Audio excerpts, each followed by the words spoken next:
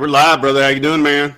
Hey, pretty good. I can't complain, man. It actually rained here in my house. I think it's been about 2.5 months since it's actually rained, and it rained today. So it's definitely been a good day. My grass definitely needed it, but it was we really got some good yesterday. You really? Yeah, we got some yesterday, and Colleen's mood completely changed. Being from Michigan, she came down here. Of course, when I joined the military, we've been married 13 years, but originally from Michigan, and she loves Texas. But she was like, man, from March, because, of course, I went to California in May. She's like from April all the way to yesterday, it felt like we got zero rain. Yeah, we went out, kind of enjoyed what felt like a little bit of fall weather yesterday evening, went out to eat, and yeah, I really enjoyed it, getting a little moisture in there. It was really cool. All right, so it was also a good day for the Longhorns yesterday, landing the number one running back in the country. If you're looking at on threes recruiting, I think number 2 or 3. If you're looking at 247, in Cedric Baxter Jr., man, this really brings it all together. If you're looking at your triplets, you got your wide receiver in 𝗟𝗜𝗘 you got your quarterback in Arch Manning, and now you got your running back in Cedric Baxter Jr., who is phenomenal. I know there's a lot of people that say he looks like Adrian Peterson. Some people who say he look like Cedric Benson, Najee Harris. The list goes on. And when your names, obviously, when you're being looked at as those guys, man, that's definitely a big deal, man. Yeah, and it really doesn't stop there. Yeah, like you said, you got the triplets, but you still got Jalen Hill out there. You still got Deuce Robinson, who could be your Jay Novacek. So, again, these are top 50 players. You got 5 top 50 players already. Arch Manning, 𝗟𝗜𝗘. 5 top 50 players with 𝗟𝗜𝗘, Arch Manning, Cedric Baxter. And then you got Ryan Niblett as well. Derek Williams, Malik Muhammad. I mean, they're really growing at the skill position players on offense. And they're really, really with, like I said, Derek Williams, Malik Muhammad, Jamel Johnson, possibly getting Javian Toviano and Jordan Matthews on the 15th.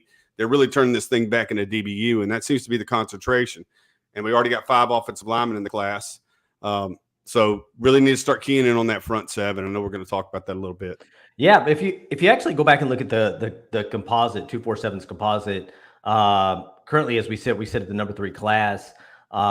Last year, you had points-wise, you had 289 points with 28 commits.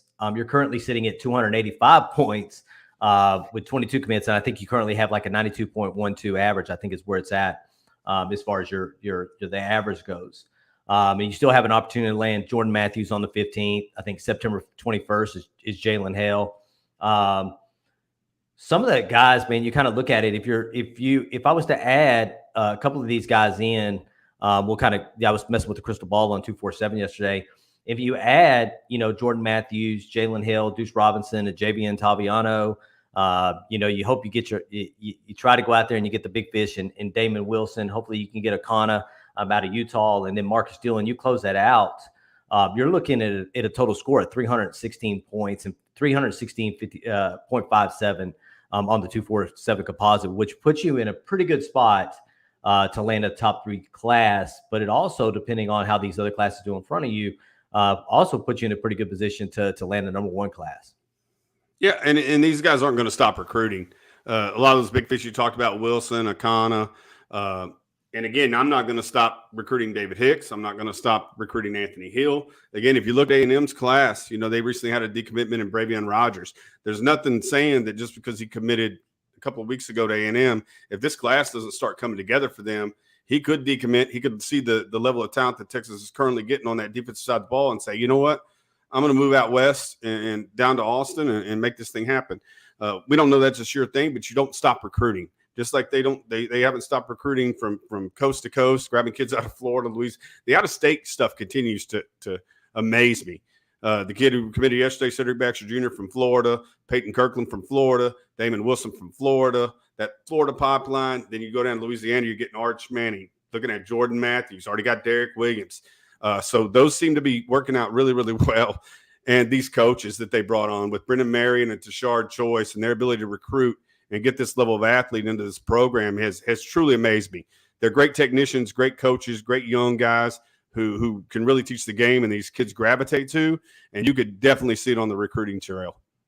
because we're going anywhere and everywhere and grabbing guys. We are. And I actually put out a tweet yesterday and said, Bijan Robinson was the last out-of-state running back. And when you had a number one running back in his class, and you went out of state to get the guy, and look how that turned out for us, So, you have Ruben Owens in the class, but it seemed like at some particular point, Tashard Choice said, hey, I think Cedric Baxter is my guy. He was recruiting him since I guess he was a freshman there at Georgia Tech. And then we just happened to get, Tashard Choice from Georgia Tech, who I think put us in a really good position to get Cedric Baxter. But, like you said, going out of state, if you need to go nail those guys down out of state, and leave the state of Texas to get the best players in the country, it's the time to do it right now. And I think what you can lean on is the fact that the guys that you're recruiting now will be joining it sounds like probably joining the SEC in 24. You're talking about these guys being, sophomores in that class and having an opportunity to go into the SEC, one of the first teams to go into the SEC for the Longhorns, man, and make an impact. Yeah, there's no doubt that the best high school football comes out of DFW in Houston. They always put the most number of NFL players into the league. But occasionally, like you said, there's that guy out there that's just that much better that if you can go get him, you have to go get him. And I love, like I said, I love the fact that they recruit DFW in Houston and East Texas. But if they got to go to Louisiana to grab a quarterback, or Florida to grab a running back, or the Northeast to grab a defensive tackle, they're willing to do that. And I really appreciate like I said, I don't think it stops with 22. I think they've still got silent commitments out there from a couple of players that they know they're at 25 or 26 at this point. But there's still big fish out there, like you said, like a Damon Wilson, who's just recently, come on the Texas map. We just recently started hearing about him. 𝗟𝗓𝗏 𝗟𝗓𝗏, we knew he had visited, but the relationship really wasn't established. And now his sister plays volleyball here. Leona LaFau is a good friend of his. That door starts opening, and there you got another linebacker. So, like I said, they're not going to stop recruiting until names are on paper in December, and it's exciting. I really wanted to go back and look at the day that we dropped the Arch Manning, Jonte Cook, Ruben Owens thumbnail. Because, again, we were talking about the 23 class and our wish list and who we could possibly get and looking at this and that. I think we did that around September of last year. And to know that two of those three guys are in this class already, and a ton of those guys that we talked about back then are already committed. Like I said, they've done a heck of a job this summer in putting this 23 class together. It just keeps getting better. Possibly could get better on the 15th. We had a lot of fun on Twitter yesterday dropping. It was you during the daytime, and then I kind of threw the nightcap on there with the Jordan Matthews one. But just interacting with his fans, you see how excited these fans are to get a guy like Cedric Baxter in the program. And I love his running style. 6'1", 215 pounds, breakaway speedy. He reminds me of Byron Hanspard, who I played with in high school, who was a Doak Walker Award winner at Texas Tech, because Byron used to run upright, I would be blocking on the edge, on the outside, and he'd just come flashing by me. But he was 6'1", 6'2", just 220 pounds of just, all muscle, and just, down the sideline he would go. But that upright running style, I know the comps are all over the place. Folks are saying Cedric Benson. I read Brian Robinson and Najee Harris, but just a hell of a running back. And I think Andrew Ivan said it from 247 yesterday. He's going to stand on the table there at 247 until Cedric Baxter's a 5-star. I think there's several guys in this class. Like we said, we got 5 top 50 players. It's generally around 32 is that cutoff for 5-star. I could see 3 or 4 of these guys busting up in that 5-star ranking, and you see 4 or 5 Longhorns by the end of the season. If they produce like they think they're going to produce, like Jonte's talking about setting the all-time receiving touchdown records in the state of Texas this year. If they produce like they think they can produce, then you're going to see more 5-stars than there currently are in this Texas class end up 5-stars before they sign. Yeah, Andrew Ivins, man, he was serious about that too, man, in that video. He was like, I don't care what I have to do. I'm going to stand on that table, and Cedric Baxter is going to be a 5-star. He's going to be one of the top 32 players in the country by the end of this cycle, because he's playing against 7-8 talent in Florida too, and you can't take that away. From what he's able to do, I think he was at like 8 or 9 yards per carry. It's 7-8 football, and if you looked at his team that he played for prior to last year, I think he willed them to really to a playoff. I think the semifinal in Florida. I don't think the one that was state championship, but he's playing against elite talent in Florida and doing what he's doing. It's like a player here in the state of Texas. You play at the 6A level here, and and you can see the talent on the field, the talent disparity of the player versus who they're playing. It's definitely different, not taking away from those small schools, because again, those small school guys, man, they can come here and definitely make a difference, i.e. Colt McCoy, you know what I'm saying? But if you're playing at 7A ball in Florida and you're doing what you're doing, that's definitely a big deal. No, like you said, it's the skill positions are locked down in 2023 for Texas. Like I said, Ryan Niblett's a top 100 player, 75 player out of Houston. Jonah Wilson, like they've got a ton. Jalen Hale still yet to commit. The kid out of Longview, there's still a lot of skill position talent still out there. But I think, like I said, you start focusing on that front seven and getting these guys out here that can rush the passer and tackle ball carriers and close out this class. Yeah, right here. Burleson, A.J. Jones, Rodney Tate, Metcalf, Ricky Williams are some of the out-of-state backs that started at UT, man. Yeah. Yep. Followed up by Mr. Bijan Robinson himself. And we get to a point where you don't have to – it was funny because I was listening to the broadcast today. I was watching Oklahoma, and we'll talk a little bit about that a little later in the show. I was watching that Oklahoma game from last year, and they say Earl and Ricky, and they say that you could just say their first two names, and everybody, our first name, and everybody knows who you're talking about in college football. And I think Bijan will get to that point this year, man, where you only have to say, Bijan, and everybody knows who you're talking about. So, hey, so let's do a wish list, man. If you got 3 guys out of the 5 guys we named, really about 5 or 6 guys we named that still are out there that we have an opportunity for, who are your top 3, man? Between let's not use Jordan Hale or Jordan Matthews and Jalen Hale. Let's not use them. I'm going to Deuce Robinson, Javian Taviano, Damon Wilson, 𝗟𝗓𝗓, and Marcus Deal. Who are your top 3, man, out of that group? Damon Wilson, Javian Taviano, and if I had to pick out of 𝗟𝗓𝗓 and Marcus Deal, only because I need more interior line, I'd probably pick Marcus Deal. So I'd go Taviano, Wilson, and Deal. But like you already have corners. Like he's the best, right? He's top 2, top 3. You pair him with Malik Muhammad, you gotta shut down corner. But out of those 4 guys, you still have to take him.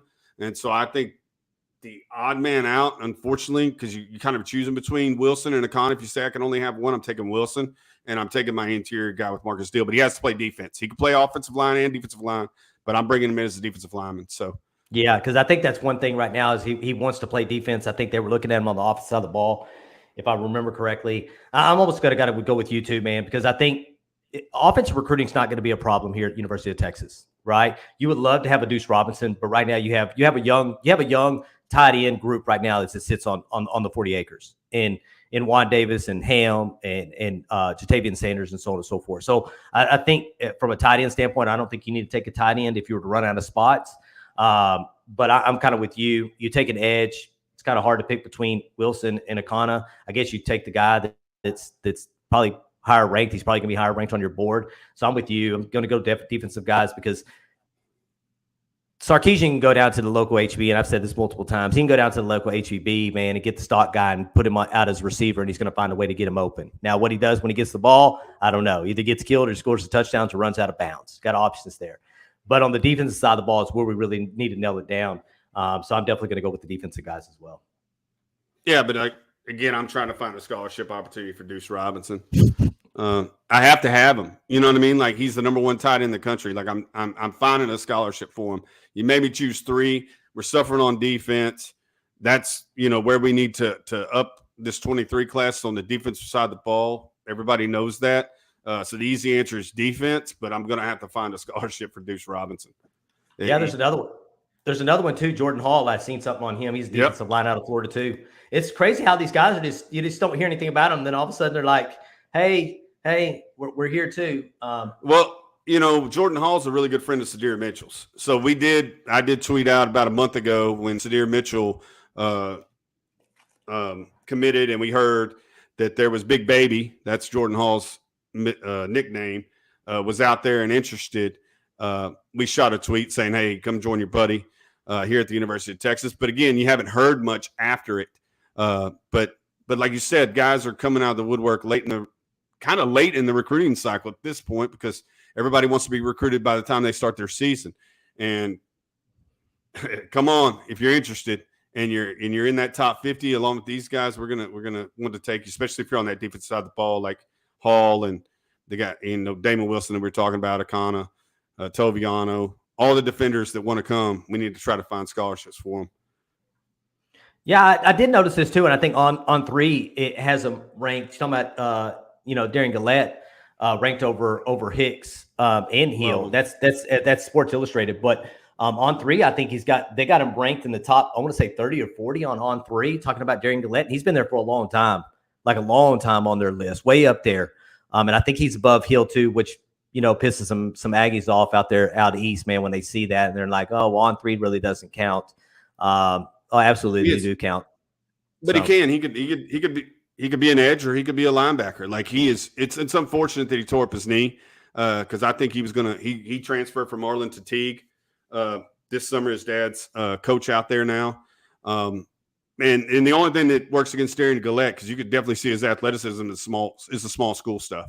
That's always going to be, well, can he play at the next level and dominate the way he does, at 4A or 3A Texas high school football. And like I said, every time I tweet out about Darrion Gullette, when I tweeted out on July 4th, hey, it's the 4th, you wear 4, let's do this. He did, just stirring the pot with him because I've always thought he was a fantastic player. His athleticism, 3.3 sports star, track, basketball, football, can do it all. He's a game changer. Speed, strength, has all the tools you want in the tool bag to help your football team, especially at that position where you do need versatility. We talked about it. You got a guy on 0 who you're going to try to be utilized as many different ways as you possibly can to set up matchup problems for the offense this year. Darrion Gullette's the same kind of player. Yeah, when I look at it, obviously you don't want to bring up the negative in recruiting, but when you look at it and getting these out-of-state guys, somebody put earlier, man, it comes down to winning football games, right? This year, it comes down to winning football games, and right now you've signed damn near 75% of your class, 90% of your class at this point. And I think it comes down to winning football games. What you don't want to do is you don't want to come out here and have a disastrous season.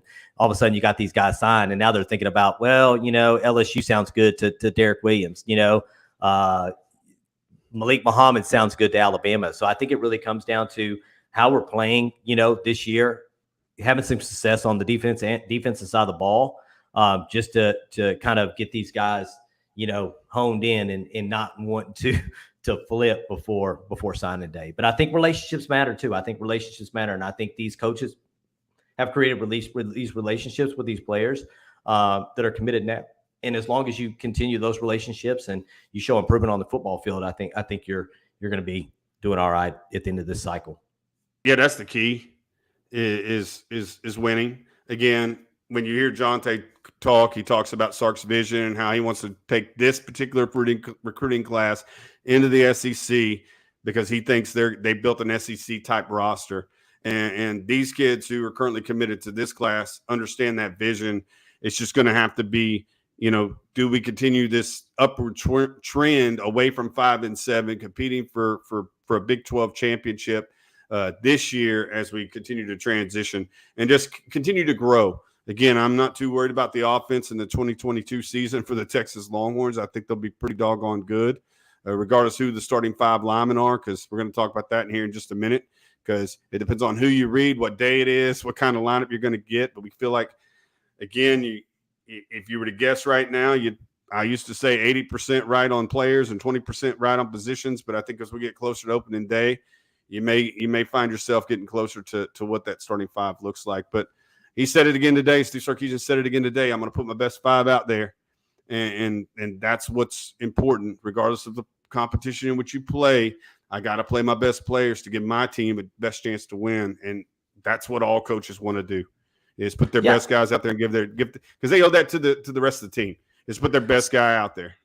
So I've seen some comments out there that says why would you let your true freshman offensive lineman play against the likes of Alabama's defense? You know what I'm saying? And my question what would be negative about that? And again, I'm talk Texas A&M real quick, but they had 2 true freshmen that started on their offensive line last year that played against Alabama and beat them at home. I just don't know what the negative is about that. I think if you see them as your best, one of your best 5 guys on the offensive line, what keeps you from playing them against who we believe is going to be the best defense you're going to see the entire season? You know what I'm saying? Because that shows you kind of where you're at that point, right? Against the best, because you're not going to go against 2 defensive ends for the remainder of the season. They're going to be as good as them one-on-one. Why would you not play your best players, regardless of classification, regardless of opponent? You want them to get those game reps. We always say iron sharpens iron, right? Iron sharpens iron. The defensive line's going to get better because these offensive line's gotten better, and they're going to challenge them in practice and blah, blah, blah. If you want iron to sharpen iron, if you want to get better, then you play the best, and you play your best against their best. You take advantage of those game repetitions. If Kelvin Banks is my best left tackle on this doggone roster, to not play him against Alabama or anyone, whether it's ULM, Alabama, Kansas State, is a disservice to his teammates on his football team. And it's a disservice to the fans who are watching that football team. You have to play your best players. If you truly believe they're the best, regardless of classification, they have to play regardless of opponent. That's just sports. So let's talk about Coach Brown. As long as you know they're mentally tough, shouldn't be an issue. So let's talk about Jordan Whittington's interview yesterday and about Kelvin Banks, right? And Jordan Whittington's been in the program for a long time. Kelvin Banks ain't been there but a couple of weeks, if you really look at it, right? Since the beginning of June, like the 1st of June, May 31st or whatever it is. And he ran from a different position group and told Jordan Whittington after something happened on the football field, he missed a catch or whatever the case may be, Kelvin Banks, a true freshman, ran from the position, his offensive line position group over there to talk to Jordan Whittington and said, hey, don't forget about this play. Let's worry about the next play. Now, how many true freshmen really do that? The conversation that Bijan Robinson had with Kelvin Banks in the weight room where he was trying to joke around with him, and he's like, hey, man, I'm not here to joke around. Go ahead about your business, Bijan. Let me do what I got to do in the weight room. There's something different about every one of these freshman linemen that Kyle Flood brought in. And I think it's mentality. A mentality that we haven't seen on the 40 acres in a long time.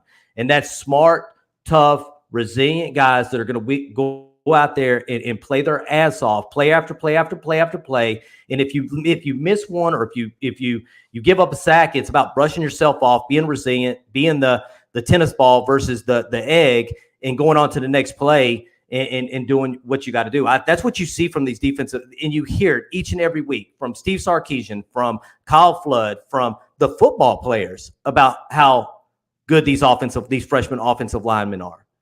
So I don't give a shit if they're all 5 freshmen that are playing on that football team, but I think it really comes down to if Junior Angilau, who it sounds like they're really trying to get snaps at center, like over and over and over again, because you keep hearing that at 6'6", 320 pounds. I think the offensive line is going to be based on where Junior Angilau is actually at the end of fall camp, where he's at. If he's at center, it opens up the position at guard. And now all of a sudden you got Cole Hudson and Hayden Connor playing your guards.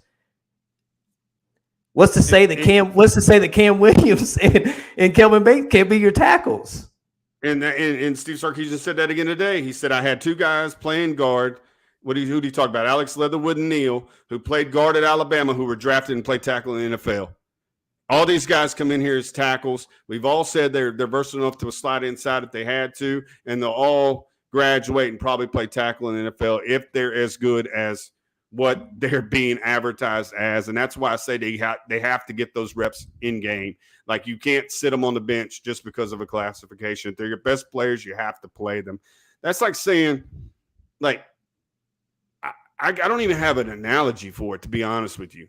To just because of classification, just sit somebody on the bench. No, your best player's got to play. I'll leave it at that. Yeah, QWERTY here. God, we need to save an S rant from Sark to the media just once. Be kind of crazy coming from Sark because he's so personable. But he's also at this point, he's got the media. I think he's got the media in an uproar because they're not getting access to the team the way that they had previously. And I don't think they've always had, full access to the team like other programs. But I think he's cut it down at this point. I don't know when the last time they actually had a 20-minute viewing window. So a lot of this is guesswork at this point, or trying to reach out to a source or, try to get sourced information on who's doing what and who's playing where and so on and so forth. But it sounds like the media at this point is kind of up in arms because they don't have a viewing window. And when they do, they say they're like 30 yards back in the end zone, for 20 minutes, trying to catch as much information, get as much information as they can to be able to write and produce content. So Sark, at this particular point, I don't think he gives a shit about what the media wants or how they do it. And I think he's almost like Saban when it comes to that, man. He's like, I got a program to run. I'll give you the media availability that you have. Look, they're doing an open practice on a Tuesday at 7:00. So if you don't live in Austin, you're not making it to a 7:00. Go ahead, Jeremy. I'm going on leave that day, so I might end up going down there. I'll be off around 10:00 that morning. We actually have the change of command that morning at 10. I'll be packing my bags, moving to another job. But until the 30th, I'll be on leave, so I might find myself down in Austin for that Tuesday night practice. But I want to talk about Isaac's comment here because this is – you just kind of said it. And I'll just read the last sentence because it's basically saying the same thing we've said. The freshmen got to play. Sark validated that how good they are. Texas fans need to toughen up and trust the coaches. Jeremy Lockby's job is not on the line if he doesn't choose to play the best players. Clint Lockby's job is not on the line if he chooses not to play the best players because best players win ball games. Steve Sarkisian, Kyle Flood, Brendan Marion, Tashard Choices, jobs are on the line if they don't win football games. So in my mind, they're going to play the best players regardless of classification. Absolutely. I'm with him. But this goes further on, Mr. Ellison here. This goes further on from just the offensive line. He said, I'd be mad knowing that the freshmen are killing it and are not playing. I'm with you on that because we've been a subpar program for 12 years now since the 2000 national championship game. In between there, we won a Sugar Bowl. But other than that, you've had a subpar program. What the hell is wrong with playing freshmen at this particular point? How much worse could it get? And if you send out all freshmen out there, I can almost give you an extra season just because I know you're trying to grow the program versus doing the same thing over and over and over again and getting the same production. Same production. Sorry. Mr. Ellison looks awful scary. I'd like to have him on my offensive line with his picture. But Sports Talk Center says it here, man. Just exactly what you said. 4 and 5 freshman starters makes me think they're looking towards the future, that these guys are the ones that are going to change this program versus the past 10 years of inconsistent offensive line play. And a couple of draft picks, a couple of second-round draft picks. They're saying the same thing. Like, if they're the best players, you got to play them. And go ahead and read that starting lineup that you had and what you feel like. I know you threw one up there before the show started. You had some notes and what you're hearing and what you think it's going to end up. So right now, it looks like experience mixed with young talent. And again, I think this all focuses on what happens with Junior 𝗟𝗚𝗓 at that guard position in him being worked as a first-team center, try to get snaps. And again, they're going with big humans, man. They're going with big humans. Jake Majors played center. He hasn't been a disaster to me. But if Kyle Flood believes that he needs bigger humans on the starting five, and he decides he wants to put a 6'6", 320-pound, what would have been a guard. And I think the NFL, from what I'm understanding, is the NFL sees him as a center. That's what they see Junior 𝗟𝗚𝗓 is a center. So they're giving him an opportunity to be able to prove that. And then you got Cole Hudson running with the first teams as a guard. Hayden Connor as your I think left. I think he's playing left guard. And then you have rotating with the first and second team right now. It sounds like Kelvin Banks. And then Cam Williams is running right tackle with the second team. So yeah, they're infiltrating that too deep, and I really like that side with Hayden Connor, that left side with Hayden Connor and Kelvin Banks, a guy who's experienced. He's not been in the program as long. He's a junior, if I'm not mistaken. No, he's a sophomore. This will be Hayden Connor's sophomore year. But got a lot of run as a freshman, started in the spring game. 76 has really looked good out there. You have him next to a true freshman in Kelvin Banks, and you got a little bit of experience on the other side because you had – who did you have as your right guard? You had Cole Hudson, right? Right, yeah, it's a right guard. And you didn't mention the first team right tackle, so I would assume the first team right tackle would be Christian Jones. And Andre Carricker both played left and right tackle. So you got so basically you got inexperience at left with experience at left guard, and then you have experience at center. So you kind of got experienced guys next to your two freshmen that you currently have in the starting lineup if you have Kelvin Banks and Cole Hudson, because you'd have Christian Jones outside of Hudson, and you would have Hayden Connor inside of Kelvin Banks. But I just want the best damn players to play, regardless of position, best five. And he said that the best five who play together as a unit will play at the University of Texas. Yeah. He said Banks, Connor. What did he say? Banks, Connor, Jr. So it's that same line. Banks, Connor, Jr., Hudson, and take your pick on right tackle. Take your pick. If they want to put that big 6'7", 375-pound monster out there at right tackle, I have no arguments about it. He just needs to be the first guy off the bus along with 78, and I'll be really happy. We know who Ellison is now, man. He's the guy that took the picture with us at High Five and went out there for the Burnt Orange Heroes, man. Okay. All right, man. All right, Mr. Ellison. Good to see you. Good to see you. Absolutely, man. Really, really good to see you in here. So, he looks really intimidating in this picture, though. I'm not gonna lie. He does. He almost looks like that old MMA guy who used to fight in the backyard. These guys it's gonna remind me about it. He passed a couple of years ago. Kimbo Slice. That's who he looks like in his picture. He looks very, very intimidating. Let me see here. Freshman DBs coming for those spots as well. I'm gonna talk a little bit about defensive backs. We're gonna get to that here in a few minutes once we get past this offensive line, because I really want to talk about that Oklahoma football game. I'm kind of going down the list, man. Arkansas was a disaster. Got through Texas Tech. Now I went through Oklahoma today, and I'm trying to watch all these games before to really to speed up the process of September 3rd. And I think the more college football you watch, you have an opportunity to watch them, I think the faster it goes. So I kind of want to talk about that a little bit. But anything else on the offensive line, man? I'd like to know in the comments, man. Everybody put in their comments who they believe, who they think, and I'm gonna hold you to this because I'm gonna go back to this chat. But I would definitely like to know what everybody's five are. In who their starting five is at the beginning of the season. Definitely want to know that. Yeah, I kind of put out my best guess in the offensive line preview. You kind of did too. We see at some point in the season 3 or 2 freshmen starting. Could see 3 by the end of the season. Just want to win football games. Want the best players to play, regardless of classification. And I want big corners like Jalen Guilbeau. I know you transitioned. No, I will. But he's talking about Guilbeau at nickel. To me, Jahdae Barron, watching what little tape you have on Jahdae Barron from last year, I just think he's irreplaceable. There's a reason that Oregon came at him with NIL money before the season, is what it sounded like, and then they had to keep him in the fold because I think he fits the bill for a nickel corner.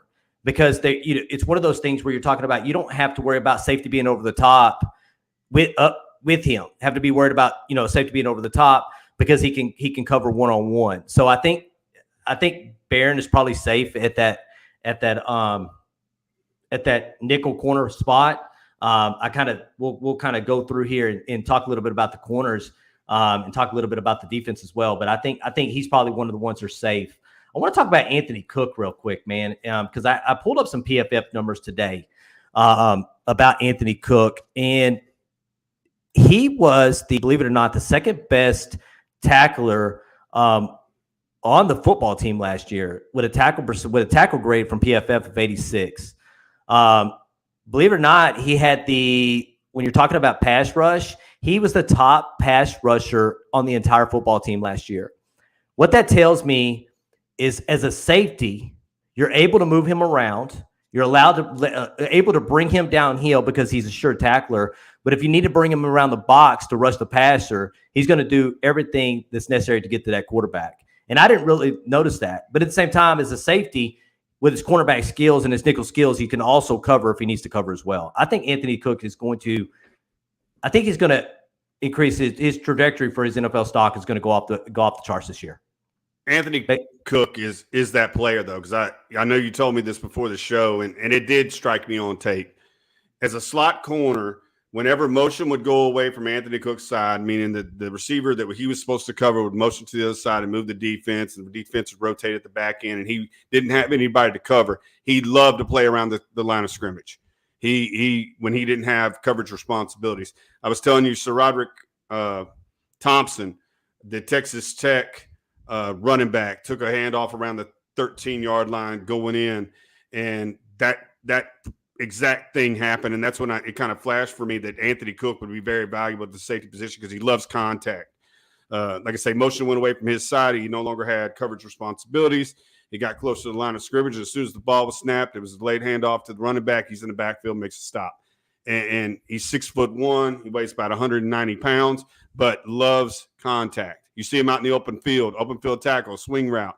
Guy doesn't pick him up. You know, the wide receiver responsible for blocking doesn't make a good block on him. He sheds the block, makes a tackle in open field. I've always seen him as a great tackler. That's why he was great in the slot, because he was going to, be responsible for covering underneath routes in space, getting his hands on guys, getting them down to the ground. So I'm just more excited hearing his media availability and then talking to him at High Five about his communication with the defense, his ability to talk to both guys in the slot and the outside, because he's played both positions, and how excited he is to be that leader and that guy with that responsibility in the back end. So I'm more excited for Anthony Cook because I have seen that ability to make tackles in open space, from last year, him playing the slot corner.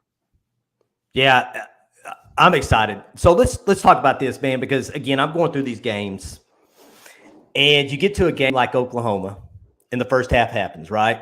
Everybody knows the first half, and I'm probably going to get my ass chewed for the second half, right? Because it was a disaster, and I think we could all go back and say that. But if everybody was right now, we have 116 people on here, and most of them, I'm pretty sure, are Texas Longhorn fans. If you were to go back and look at that football game and understand exactly what happened in the first half, and I'll kind of break it down to you. You had 2 interceptions, one that was taken to the house by John Thompson, another one because of a pass rush in a wrong route ran by a tight end, wind up in the hands of B.J. Foster. You had a block kicked by 𝗟𝗏🗡 Owusu, and you had a sack by 𝗟𝗏🗡 Owusu on a delayed blitz that almost took Spencer Rattler's head off. If I was to look at that defense in that first half of that game, probably against the best offense you played in the entire season last year, you're going to win a whole bunch of football games. And it's how do you get that defense, which 90% of those guys are coming back, right? Minus probably Ray Thornton, Jones, Josh Thompson, Brendan Schooler, and B.J. Thompson, B.J. Foster, which I think you got better at those positions this year and longer at those positions. How do you get consistent football play like that, knowing that your offense is running on all cylinders? To me, that was probably the best display of all 3 phases of football game that I've seen through the limited amount of football games that I've actually went back and watched last year. Special teams, blocks, or block punts, a defense that showed up, minus one run that Williams broke on a 4th and 1 and took to the house. The scheme was right, the call was right, but the tackle was missed. You would have been up in that game 35-13 at the half, but adjustments killed you in the second half because you didn't know what to do with the quarterback. 1, 2, 50-50 balls against 5'11 cornerbacks with 6'3 wide receivers like Jaden Hazelwood don't help out. I tried to keep the burnt orange glasses off, and I know we've been talking a lot of mess around about the defense over the last couple of days, but I think this defense has an opportunity to play consistent football like they did against Oklahoma. And I think the scheme in the first half. In the first half. I think the scheme is going to – I think PK is going to – I know I'm long-winded here, but I think PK is going to fit the scheme of his players versus having the players fit to his scheme this year and allow 𝗟𝗏𝗡 Owusu to move in space. I think you'll see an upward trajectory of this defense this year, man. Give me something around 60-70, and I think you're going to win a whole bunch of football games, man. All right, so the only thing you did get long-winded, but that's okay because everything made sense minus one thing. Go ahead. To me, and that's addition by subtraction. I agree. this defense probably got better by losing some of the players off of last year's team. Like you said, B.J. Foster was a shell of himself because of the shoulder injuries, not because of talent. But I will argue Josh Thompson, and we talked about Josh Thompson's reception rate, being over 65%. I think he was right at 69%. Anytime a receiver went against Josh Thompson, they caught the ball 70% of the time.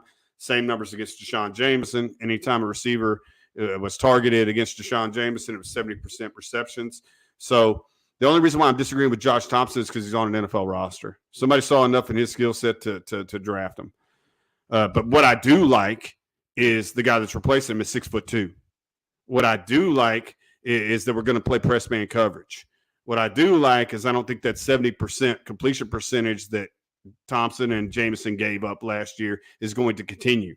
But how much better is it going to get?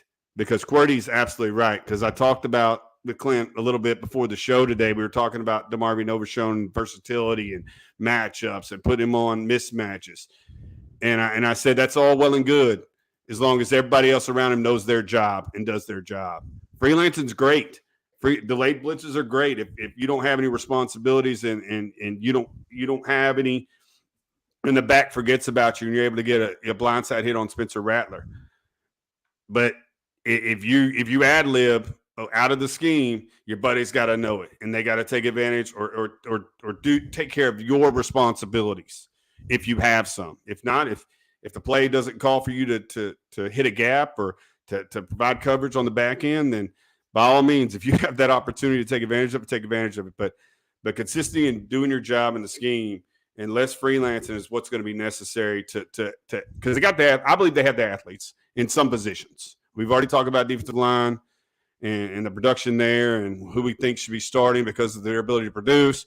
We talked about the young edges. We talked about Jalen Ford, David Gabenda, and how we think the linebacking core is going to be improved to allow DeMarvin to do what he's going to do. And we talked about the back end and how they have length and coverage ability. And we think that's going to be improved, but how much? And again, coordination from that front end to the back end. They're called defensive coordinators and offensive coordinators for a reason. Is that front seven going to be able to do what they got to do to allow that back 4 or 5 or 6, if you're in base, nickel or dime, to do their thing, because it all works together. But I'm excited. I'm excited. Like I saw the same things you did in the first half of Oklahoma, special teams, turnovers, and Steve Sarkisian said it again. Teams that are plus 10 at the end of the season and plus in the turnover ratio are generally pretty good. They don't finish 5 and 7. So turn the ball over, do your assignments, don't commit, post-snap and pre-snap penalties, limit those, and just send your best players out there and let them do their thing. I think you would have a problem if again, QWERTY bring us to a point. You're talking about Dan Quinn, Gary Patterson, Sarkis is trying to learn defense from some of the best that do it, right? Have done it. And I think that's important. If you decided to stand on your laurels and say, hey, you know what, I'm going to keep running the same thing out there. We're getting our guys on the recruiting trail. We're eventually going to get our guys. We'll be able to run our scheme. I think that's a problem. But wanting to continue, to learn from, what you've seen or what somebody else has done, to go in there and look at your defense and say, hey, this didn't work. How about you move this guy from nickel corner to safety? How about you move this guy from defensive end to a 3 technique? How about you move this guy from here to here to there? I think if you've seen the same people playing the same positions last year or as they were last year, and you felt like there was no open competition to see brand new guys start, to me, it'd be a bigger concern. But I think with, PK going to meet with Dan Quinn, bringing Gary Patterson into the program is not just looking at the offense, not defensive side of the ball, but also looking at the offensive side of the ball to see how we can get better. To me, that shows growth. It shows that you're not going to just stand back and do the same thing over and over again like you did last year and expect a different result. Yeah, my Kool-Aid's a little watered down. I'm definitely drinking the Kool-Aid. I don't know the ratio from Kool-Aid scoops to water. But if it was 2 scoops to an 8-ounce glass of water, I'm 1 scoop, one and a quarter scoops. Like shit, I'm a half. I might sound excited now, but I'm probably a half a scoop at this point because again, you've been burned so many times, and until you see it, until the proof is in the pudding, right? And you can't count ULM. Your first task is going to be against the number 1 team in the country, and how you come out against the number 1 team in the country and how you play against them is really going to show you what's going to happen over the next 10 other weeks, you know? But it's got to be consistent. In his chair. Hydraulics in his chair. I was almost sitting on the floor. No, but what I was saying is the Kool-Aid drinkers out there are probably looking at one side of the ball like I do. You know, like I'm a defensive guy by historic, played offense, but love defense and defensive schematics and stopping offenses. But if you're a Kool-Aid drinker, then you're primarily focused on offense in my mind. If you're a non-Kool-Aid drinker, because I could tell in the last show we got off and me and Clint were like, I didn't really like, you know, how the last show ended because it was kind of negative because we got on the defense and kept, you know, harping on the same things. But like you said, I just want a complete football team, and I know I'm not going to have it, but I just need one side of the football team to be improved because I really feel like you got a top 10, probably maybe top 5 offense in the country, and it's not going to take that much improvement on the defense to have a little bit better record. Yeah, Candace says, shit, I'm all in, man. Clearly, I love heartbreak. I don't like heart attacks, Candace. That's the problem. That's what Texas has given me over the last couple of freaking seasons is heart attacks. Games that should be close wind up being close. You're up 35-20 in the first half, and all of a sudden you're down, and all of a sudden having to play, you know, hopefully Xavier Worthy catches the ball in the end zone with minutes left to you know get close to winning a football game. It's difficult, Candace, that's why you got to deal with me during Oklahoma and Alabama, because my blood pressure, it doesn't get that. I mean, it used to be high when I did other stuff and had vices in my life that went a little bit too far with, but since those are cut out, my blood pressure is pretty good and my heart rate stays pretty low, and that's why you're able to deal with me on game day and you don't have to deal with Clint because. But it's going to be fun. It is going to be fun. Luke, I don't know if this is the case. It's hard to listen to Texas-related channels nowadays because everyone is so gun-shy to say that we actually might be good this year. Hell, I think we're going to be good. I think going from 5-7 to 8-4, maybe to 9-3 from 5-7 is damn good. That's where my prediction is at this particular point. I'm not saying we're going 6-6 and 5-7 again. I think 8-4 is legitimate. You know what I'm saying? Coming off a 5-7 season, it's showing that trajectory to both the recruits and the fan base that something's happening here. You know, and then you go from hell. I wouldn't be surprised at the end of the year if we're not 9-3. I got us kind of teetering on the 8-4, 9-3. I think 8-4 is really should be the floor for this season.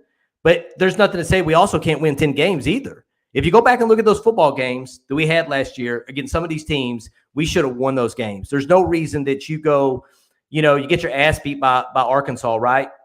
It was terrible, right? But then you go and you score 70 points against Texas Tech and then turn around and are up against Oklahoma 35-13 and then lose it in the second half. That is what consistently happened last year. What was the score of the Iowa State game? 7-0. And then you let them run off 30 points. Yeah.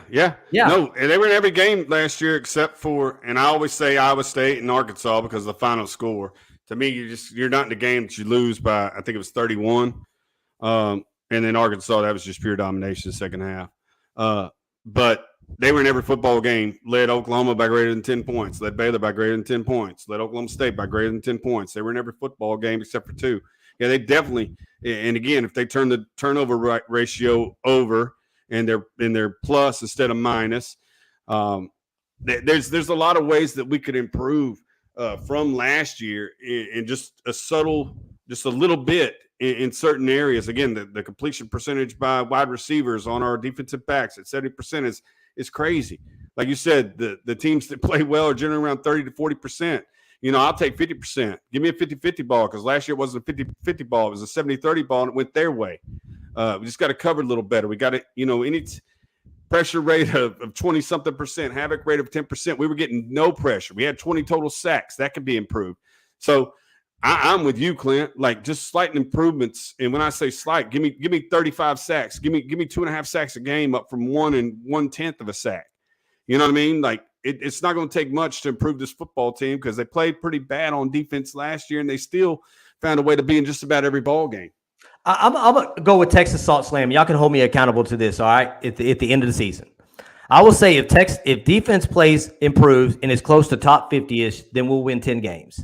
If the defense is in the top 50 at the end of the year, our floor is a New Year's Six bowl game and a Big 12 championship and a shot at the college football playoff.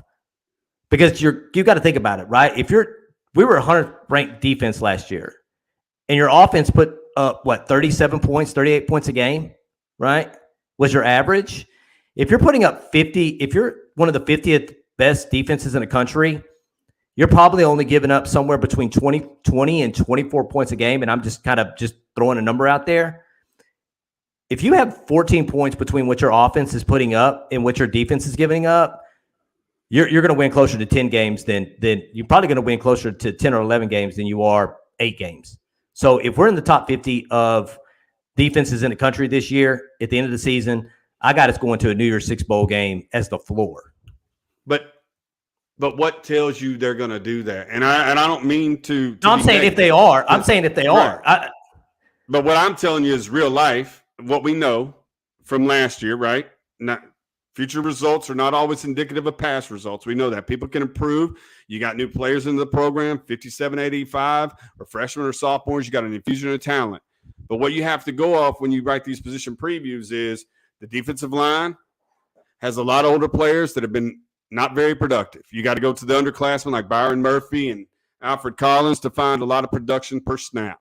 What I'll tell you about the edges is the only experience you have coming back is 𝗟𝗟𝗓𝗓, 32 tackles. Then you're left with Barron Sorrell, who I believe is going to be the breakout player of the year for the Longhorns defense, and I need him to play like that because behind him you got DJ Harris, who's played in 2 games, Prince Storb, who's played in 2 games, and 4 freshmen. Then the linebackers, right? Somebody asked us about DT, who I call DTD, Tucker Dorsey, Diamante Tucker Dorsey, TTD. Obviously, the Texas coaching staff feels well enough about him to do what they're doing with DeMarvion Overshown. I really think Jalen Ford's a player. I think your linebacking core is greatly improved. Where I need to see improvement, and I got a brand new secondary, right? I moved guys around. I moved, Anthony Cook from corner to safety, and I've got coverage guys back there. I feel like I got 5 good coverage guys back there. So I think that area is going to be improved. I feel like the linebackers are going to be improved.